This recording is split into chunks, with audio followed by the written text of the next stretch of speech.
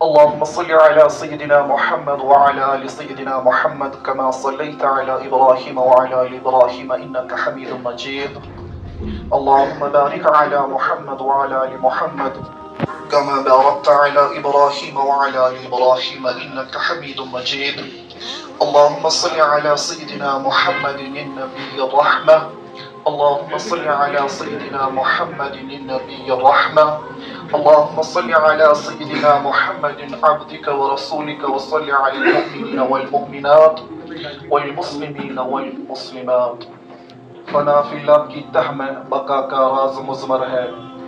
فنا فی اللہ کی تہ میں بقا کا راز مضمر ہے. جسے مرنا نہیں آتا اسے جینا نہیں آتا.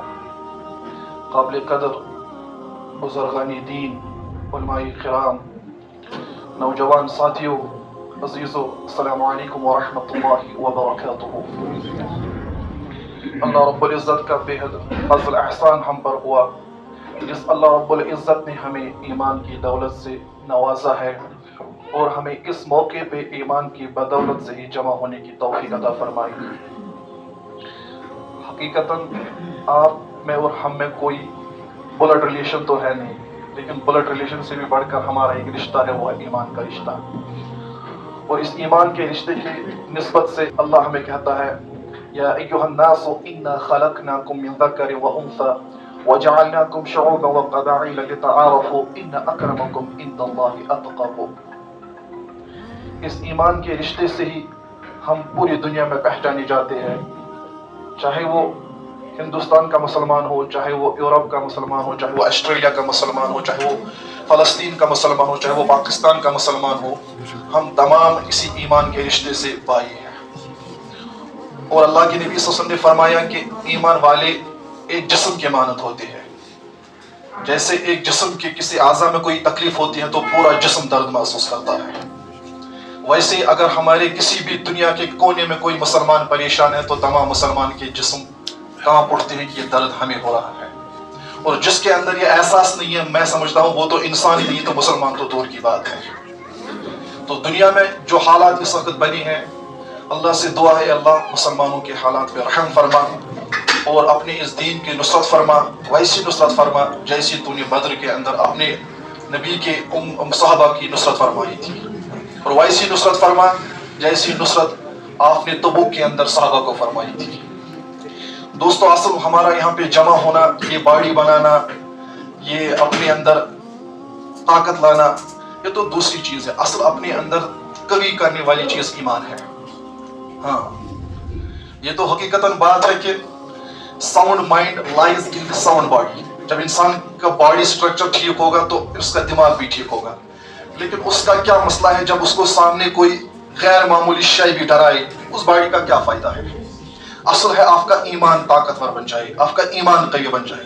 ایسا ایمان بن جاوے جیسا خالد بن ولید کے پاس تھا. ویسا تو نہیں بن سکتا، لیکن کم از کم نقل تو کر سکتے.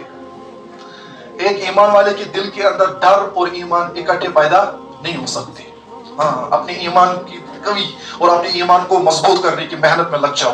اور یہ ایمان مضبوط ہوتا ہے بس ایک اللہ سے جڑ جانے سے، ایک اللہ کا خوف دل میں بساؤ. ہاں، آپ کو میں ایک بات بتاتا ہوں، دنیا میں وہ بھی مرے ہیں جن کے سینے میں ڈر تھا، اور دنیا میں وہ بھی مرے ہیں جن کے سینے میں ڈر نہیں تھا. وہ بھی مرتے ہیں جن کے سینے میں ڈر ہے، اللہ کے بغیر کسی اور کا خوف ہے، وہ بھی مرتے ہیں.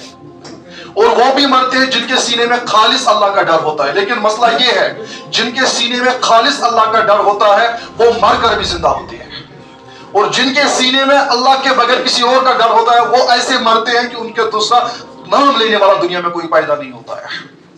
اسی لیے اللہ کا خوف اور اللہ کی محبت دل میں غالب کر کے جیو.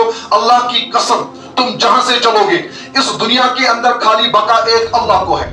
اللہ کے بغیر کسی کو بقا، ہر ایک چیز اس دنیا میں فنا ہونے والی ہے، کسی کو بقا نہیں ہے. لیکن جب اللہ کو بقا ہے، اگر آپ اپنا نام اللہ کے ساتھ جوڑے رکھو گے، اللہ کو بقا ہے. جب آپ نے اپنا نام اللہ کے ساتھ جوڑ کے رکھا تو یقیناً آپ کے نام کو بھی دنیا کے اندر بقا ہے. آپ مر کر بھی دنیا کے ہر ایک کونے میں زندہ رہو گے. تو یہ جو اللہ سے رشتہ جوڑتے ہیں یہ مرتے نہیں ہیں، یہ نہیں مرتے، کیونکہ یہ دنیا کے کونے کونے میں ہوتا ہے. خالد بن ولید کو کون جانتا تھا؟ जंग मोता से पहले खालिद बिन वलीद को कोई नहीं जानता था, लेकिन उसने अपना नाम अल्लाह के साथ जोड़े रखा था। आज भी दुनिया के चप्पे चप्पे में जब खालिद का नाम लिया जाता है, रज़ी अल्लाह तआला अन्हु हमारी जुबान पे जारी होता है, और साथ में सैफुल्लाह का लक़ब होता है। ये लक़ब उसको मोता में कौन दिया? ना तो वो कमांडर था उस जंग में, कोई आम सिपाही था, लेकिन कमांडर और सैफुल्लाह का लक़ब अल्लाह के नबी ने दिया। अल्लाह के नबी ने उसका नाम अल्लाह के साथ जोड़ा, और आज तक दुनिया में वो जिंदा है। मरते नहीं है ये, मरते तो वो है जिनके सीने में किसी तागुत का, किसी बातिल का डर होता है। इस वक्त कश्मीर के अंदर सबसे बड़ी बीमारी यही है, हमने अल्लाह का खौफ दिल से निकाला और हमें गैरुल्लाह का खौफ दिल में आया। ईमान बनाने की जगह मदारिस होते हैं, तुमने मदारिस को वीरान छोड़ा है। ईमान बनाने की जगह मसाजिद होती है, तुमने मसाजिद को वीरान छोड़ा है। बताओ तुम्हारी रहबरी कहां हो सकती है? ये हमारे जवान ने यहाँ पे एक इनिशिएटिव स्टार्ट किया, उसको मुबारक है, ये मेरा भाई है। मैंने उसको पहले भी कहा था, ये चीज, ये इनिशिएटिव है, ये स्टार्टिंग है किसी चीज का।